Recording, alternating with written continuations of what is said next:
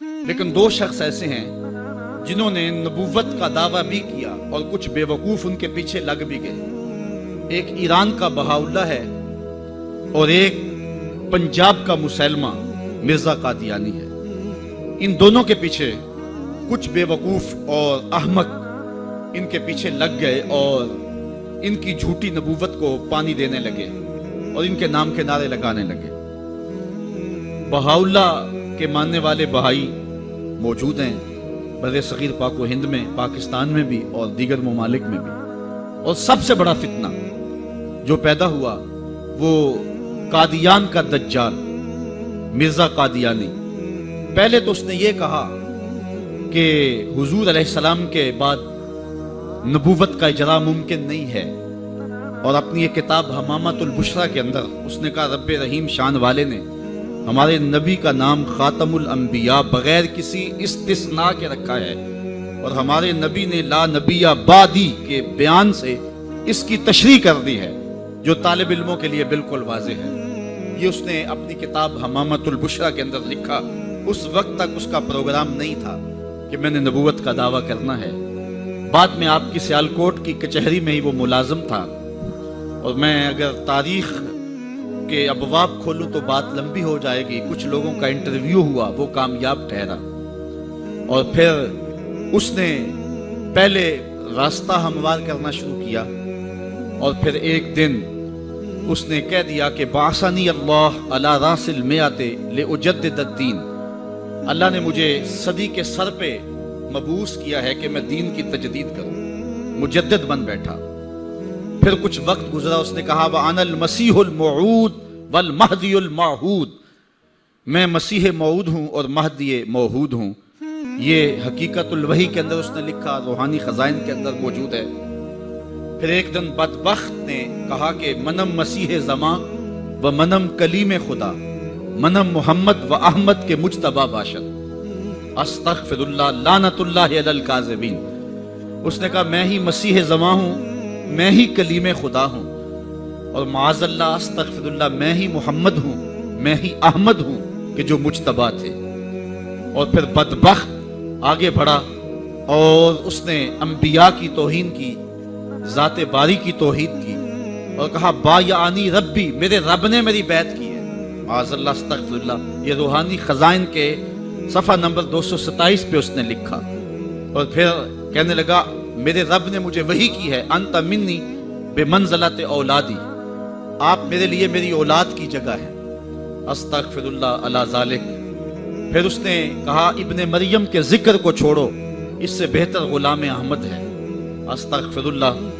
پھر اس نے لفظ گھڑنے شروع کر دیے اور اللہ کی وحی اس کو قرار دینا شروع کر دیا۔ کہا کہ مجھے وحی آئی ہے انا انزلناہ قریبا من قادیان، ہم نے آپ کو قادیان کے قریب نازل کیا ہے۔ اور بلکہ وہ اپنی ایک کتاب نزول مسیح میں لکھتا ہے بعض الہامات ایسی زبانوں میں ہوتے ہیں جن سے کبھی مجھے واقفیت ہی نہیں ہے، مثلا سنسکرت میں، عبرانی زبان میں آج تک ایسا نہیں ہوا کہ کسی نبی کو اس زبان میں وحی کی جائے کہ جو زبان وہ جانتا نہ ہو، لیکن یہ پہلا بدبخت شخص ہے جس نے یہ بات کہی اور نبوت کا دعویٰ کیا کہ مجھے ان زبانوں کے اندر وحی کی جاتی ہے جن زبانوں کو میں بھی نہیں سمجھتا ہوں۔ اب اس سے اس شخص کی حماقت اور اس کی بے وقوفی کا آپ اندازہ کر سکتے ہیں۔ میرے پاس اتنا وقت نہیں ہے کہ اس کے حفوات اور اس کی بکواسات کو آپ کے سامنے رکھوں، لیکن جو اس نے وحی کے نام سے لوگوں تک پہنچایا وہ گالیاں تھیں، وہ لغویات تھے، وہ الوہیت کی توہین پر مشتمل باتیں تھیں، انبیاء کی توہین تھی، صحابہ اور اہل بیت کی توہین تھی، اور تضادات پر مشتمل باتیں تھیں۔ اور کیوں نہ ہو کہ یہ شخص ازلی بدبخت تھا، اور پھر اس نے یہاں تک کہا کہ جو میری بات کو نہیں مانتے اور مجھے تسلیم نہیں کرتے وہ جنگلوں کے سور اور کنجریوں کی اولاد ہیں، استغفر اللہ علی ذالک۔ اور مسلمانوں کو اپنی حمایت اور اپنی اطاعت کے لیے اس نے ابھارا۔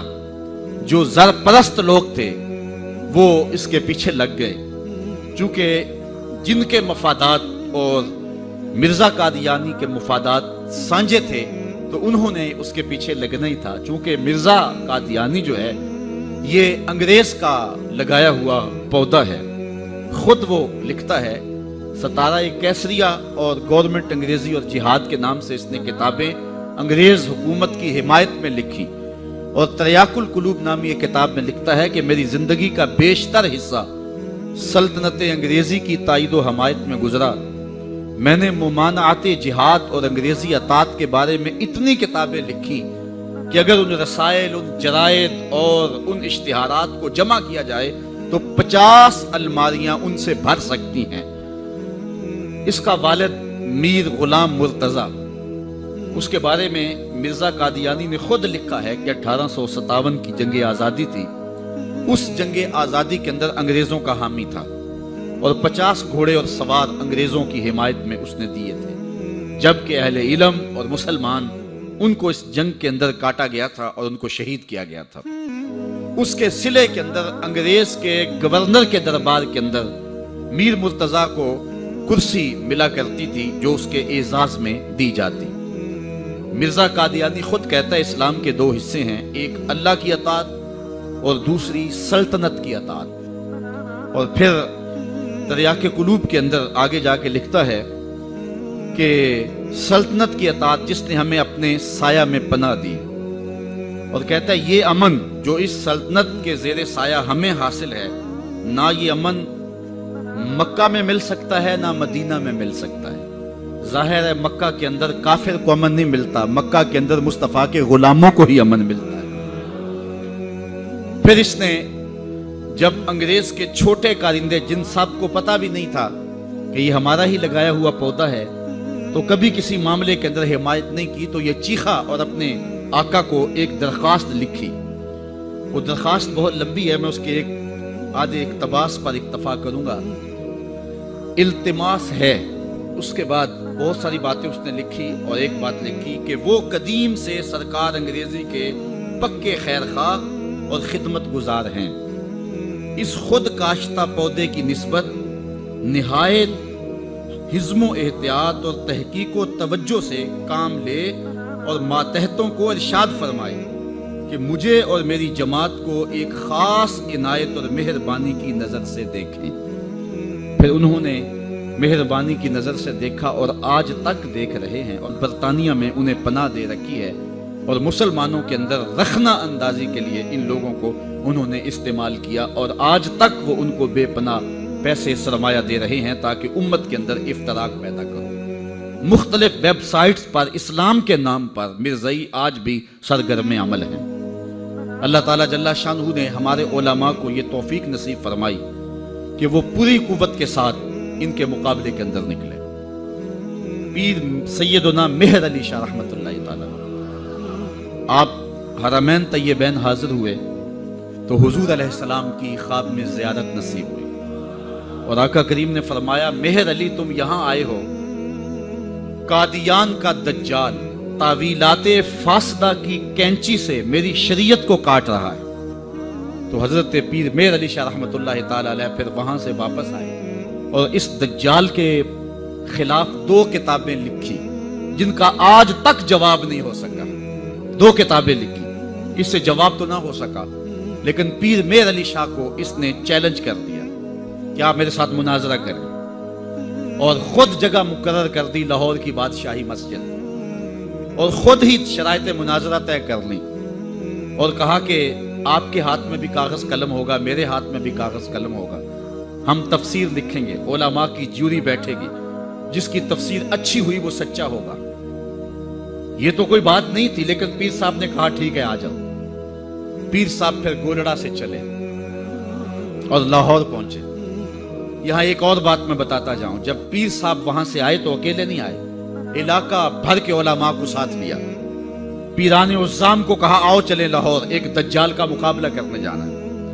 ایک پیر صاحب کو پیغام بھیجا تو انہوں نے کہا پیر صاحب ہم پیر لوگ ہیں، چھوڑو آپ کس کام میں پڑ گئے ہیں، ہمارا کام کیا جو ہے وہ ان امور سے۔ تو پیر صاحب نے جو جواب بھیجا وہ تاریخ کے ریکارڈ پہ ہے۔ فرمانے لگے پیر صاحب یہ پیری نہ ہوئی، یہ بے غیرتی ہوئی، ختم نبوت پہ ڈاکہ پڑ رہا ہو اور ہم پیری کی بکل مار کے بیٹھے رہیں۔ پیر صاحب وہاں سے چلے اور لاہور پہنچے۔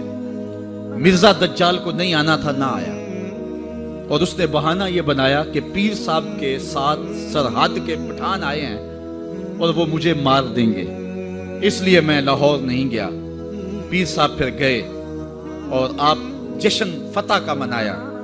شورش کاشمیری نے لکھا ہے کہ پیر صاحب کے چہرے پہ میں نے جلال دیکھا، اور پیر صاحب فرمانے لگے کہ وہ تو کہتا ہے کہ قلم اور کاغذ لیں گے اور جو ہے وہ لکھیں گے، کہا کہ اگر وہ آ جاتا تو میں کاغذ پہ قلم رکھ دیتا، قلم خود ہی لکھتا۔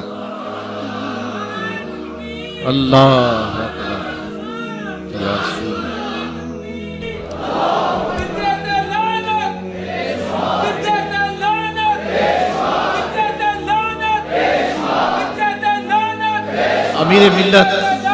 امیر ملت پیر سید جماعت علی شاہ رحمۃ اللہ تعالی علیہ، آپ نے فرمایا ان قریب ذلیل ہو کے مرے گا۔ پھر جہاں مرا آپ کو پتا ہے، گندگی میں لتھڑا ہوا تھا، تڑپتا ہوا مرا۔ اعلی حضرت شیر ربانی میاں شیر محمد شرک پوری فرماتے ہیں، میں نے دیکھا ہے، چونکہ صاحب کشف بزرگ تھے، کہ قبر میں بھی بھولے کتے کی طرح بھونک رہا ہے اور اس کے منہ سے جھاگ نکل رہی ہے۔ ذلیل و رسوا ہے قبر میں بھی، جب تک رہا ذلیل و رسوا رہا۔ اللہ تعالیٰ جل شانہ نے علماء کو طاقت دی، انہوں نے ناطقہ بند کر کے رکھ دیا۔ پھر جب پاکستان بنا تو سب سے زیادہ جن لوگوں نے مخالفت کی پاکستان کی وہ مرزائی تھے۔ پاکستان کے حق میں انہوں نے ووٹ نہیں دیا۔ آج بھی جو ربوے میں دفن ہوتے ہیں وہ امانتاً دفن ہوتے ہیں، ان کا عقیدہ ہے کہ پاکستان ٹوٹ جائے گا اور ہمیں اٹھا کر کے جو ہے وہ قادیان میں دفن کیا جائے گا، یہ وصیت کر کے وہاں دفن ہوتے ہیں۔ پہلا وزیر خارجہ بدقسمتی سے مرزائی بن گیا، پھر اس نے ایک بیان دیا تو 53 کی تحریک چلی۔ لاہور کی سڑکوں پر 10,000 جان نثاروں نے اپنی جانیں قربان کی ختم نبوت کے لیے۔ وہ لمحے ہم نہیں بھول سکتے، تاریخ سے آج بھی حرارت نکل رہی ہے کہ ایک خاتون اپنے بیٹے کو بیانے کے لیے لے جا رہی تھی، ارمانوں سے اس بیوہ نے اپنا بیٹا پالا تھا، آج سیرے لگا کر کے اس کی بارات لے جا رہی تھی کہ جب مال روڈ پہ پہنچی تو تڑ تڑ گولیوں کی آواز آنے لگی۔ روک کے پوچھا کیا ماجرا ہے؟ کہا ختم نبوت پہ لوگ جانے وار رہے ہیں۔ اس نے بارات سے معذرت کی، بیٹے کے سر سے سیرا اتارا اور کہا بیٹے میں دودھ معاف نہیں کروں گی اگر حضور کے نام پہ جان نہیں وار دے، تجھے میں شہادت کا دولہا بنانا چاہتی ہوں۔ اچھا جب وہ زخموں سے چور ہو کے گرا، دور ماں کھڑی منظر دیکھ رہی تھی، اس نے ماں کو پکار کے کہا امی بھاگ کے آ، دیکھ کہ میری پشت پہ کوئی گولی تو نہیں لگی، تیرے پتر نے ساری گولیاں سینے پہ کھائی ہیں۔ اور وہ گھڑیاں بھی ہم نہیں بھول سکتے جب نواب آف کالا باغ اس تحریک کو دبانے کے لیے کوشش کر رہا تھا، وقت کا گورنر وزیر خان کی تاریخی مسجد میں علامہ نیازی للکار رہے تھے، او نواب آف کالا باغ تیری لمبی لمبی مونچھوں سے بغاوت ہو سکتی ہے، محمد عربی کی کالی کالی زلفوں سے بغاوت نہیں ہو سکتی ہے۔ پھر ایک ڈی ایس پی کے قتل پر علامہ نیازی ماخوذ ہوئے، جیل میں چلے گئے، سزائے موت ہو گئی۔ پیرزادہ اقبال احمد فاروقی نے لکھا ہے، ہم نو عمر تھے، علامہ نیازی سے ملنے گئے تو جس شخص کو سزائے موت ہوئی ہے اور حضور کے نام پہ ہوئی ہے، جب اچانک اس کے چہرے کو دیکھا تو ہمارے اوپر ایک وحشت طاری ہوگی، دہشت طاری ہوگی، ہم رونے لگے۔ نیازی صاحب نے جو قمیض پہنی تھی وہ جیلیوں والا لباس، چونکہ قادآور تھے تو پیٹ ننگا ہو رہا تھا، تو نیازی صاحب ہمارے قریب آئے تو ہمارے سر پہ شفقت کا ہاتھ رکھا اور ہمیں تسلی دینے لگے۔ اللہ ہوتا یہ ہے کہ جب کوئی جیل میں پہنچ جائے اور اسے سزا موت ہو جائے تو اس کا خون گھٹ جاتا ہے، لیکن تاریخ کا ریکارڈ ہے کہ علامہ نیازی کا خون بڑھ گیا تھا۔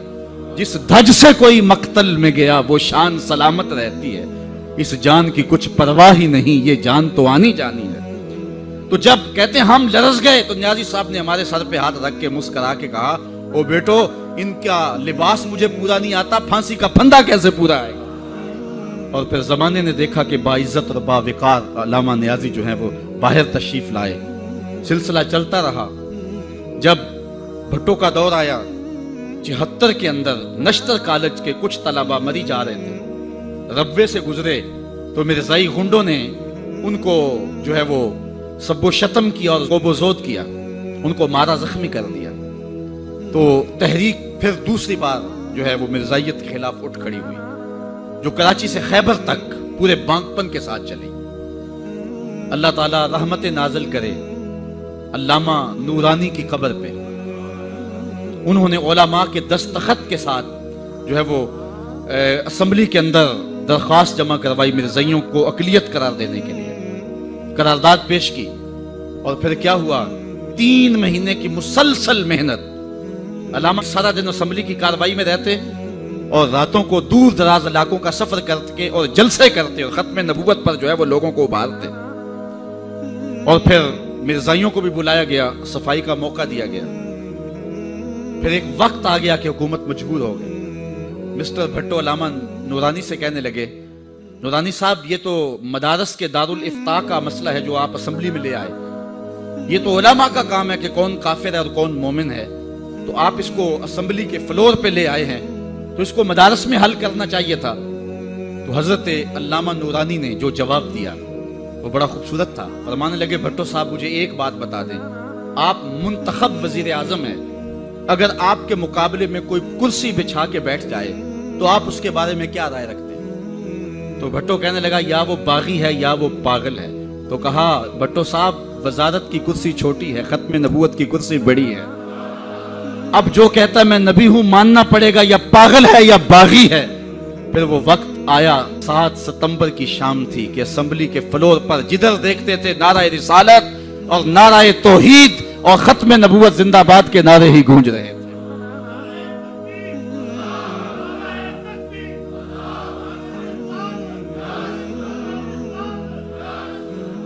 علماء کہتے ہیں کہ جو شخص حضور کی ذاتی خدمت کرنا چاہتا ہے وہ ختم نبوت پہ کام کرتا ہے، اور جو شخص ختم نبوت پہ کام کرتا ہے، اعلیٰ حضرت پیر میر علی شاہ صاحب فرماتے ہیں اس کی پشت پہ حضور کا ہاتھ ہوتا ہے۔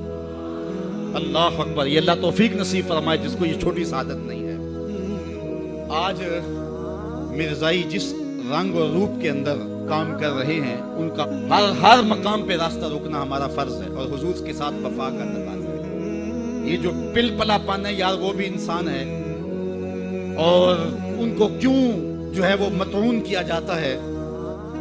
مرزا قادیانی کے اس لفظ کو سن لیں، اس نے کہا جو مجھے نہیں مانتے وہ کنجریوں کی اولاد ہے اور وہ جنگلوں کے سور ہیں۔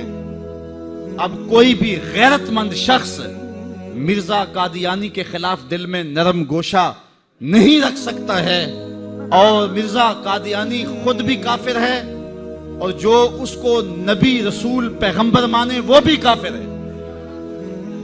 جب مرزائیوں کو کافر قرار دیا گیا تو جو لاہوری مرزائی تھے انہوں نے کہا جی ہم تو اس کو نبی نہیں مانتے۔ مرزا صدر الدین وہ بھی اسمبلی میں آیا، اس نے کہا ہم تو اس کو ملہم مانتے ہیں، اس کو مجدد مانتے ہیں، اس کو ہم روحانی پیشوا مانتے ہیں، نبی نہیں مانتے، اس لیے ہم مومن رہنے چاہیے، ہم کافر نہیں ہونے چاہیے۔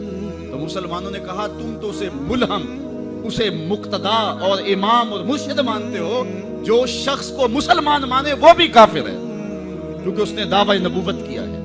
تو مرزائی کافر، مرزائیوں کو جو کافر نہ مانے وہ بھی کافر ہے اور دار اسلام سے خارج ہے۔ آج روشن خیالی اور نرم دلی کی بات کی جاتی ہے، میں پوچھتا ہوں علامہ اقبال سے بھی بڑا کوئی روشن خیال ہو سکتا ہے؟ علامہ اقبال جسٹس سید آغا جو کہ لاہور ہائی کورٹ کے جسٹس تھے، انہوں نے رؤسائے لاہور کی دعوت کی، اقبال بھی مدعو تھے، تشریف لے گئے۔